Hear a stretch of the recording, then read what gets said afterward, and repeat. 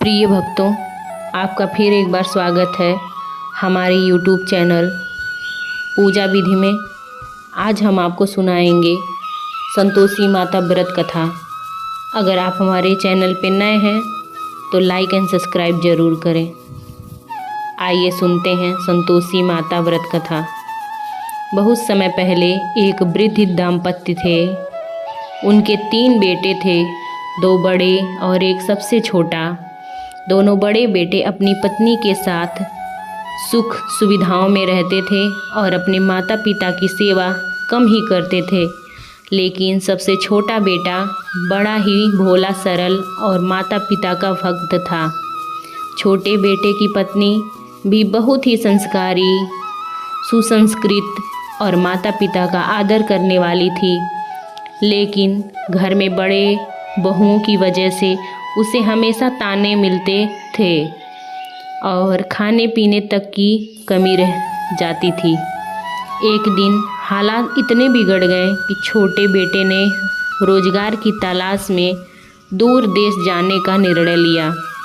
वह अपनी पत्नी को माता पिता के संरक्षण में छोड़कर चला गया।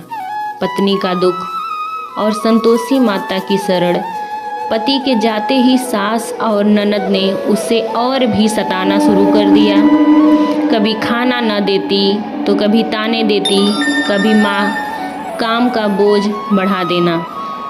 दुखी होकर वह एक दिन मंदिर में रोते हुए गई और बोली, हे माता, मेरा दुख दूर करो। उसी समय उसे आकाशवाणी हुई, हे पुत्री, तुम संतोषी माता का शुक्रवार का व्रत करो, सब कष्ट दूर होंगे।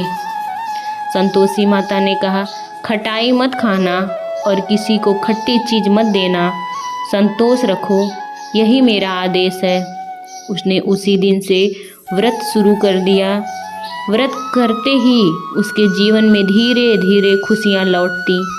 घर में झगड़े कम हुए, चेहरे पर तेज आया और पड़ोसियों ने उसे सम्मान मिलने लगा। उधर दूर देश में उसका पति भी बहुत धनवान बन गया और सोचने लगा, मैं घर जाकर माता पिता और पत्नी से मिलूं।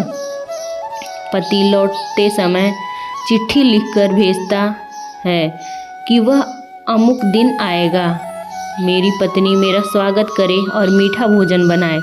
लेकिन सास वह चिट्ठी जला देती और बहू को कुछ नहीं बताती। पति घर आता है लेकिन स्वागत न होने से दुखी होकर वापस लौट जाता है। पत्नी को बाद में पता चलता है तो वह बहुत रोती है। फिर अगले शुक्रवार माता के मंदिर जाकर प्रार्थना करती है। माता कहती है, धैर्य रखो पुत्री, सब ठीक होगा। दूसरी बार भी छल।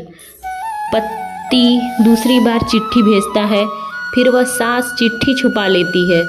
पति लौट जाता है। पत्नी दुखी होकर फिर माता के पास जाती है। माता कहती हैं, सब्र रखो, उचित समय आने वाला है। तीसरी बार फिर ऐसा ही होता है। तीसरी बार पति स्वयं बहू को संदेश देने एक दूत भेजता है। दूत रास्ता भटक जाता है, लेकिन माता की कृपा से एक साधु उसे सही रास्ता बताते हैं। इस बार पत्नी को संदेश मिल जाता है। वह खुशी से झूम उठती है और शुक्रवार को बड़ा उत्सव करके व्रत करती है। पति वापस आता है और इस बार दोनों का मिलन हो जाता है। घर में सुख शांति फैल जाती है। सास का हृदय भी बदल जाता है और वह बहू से क्षमा मांगती हैं। संतोषी माता का चमत्कार।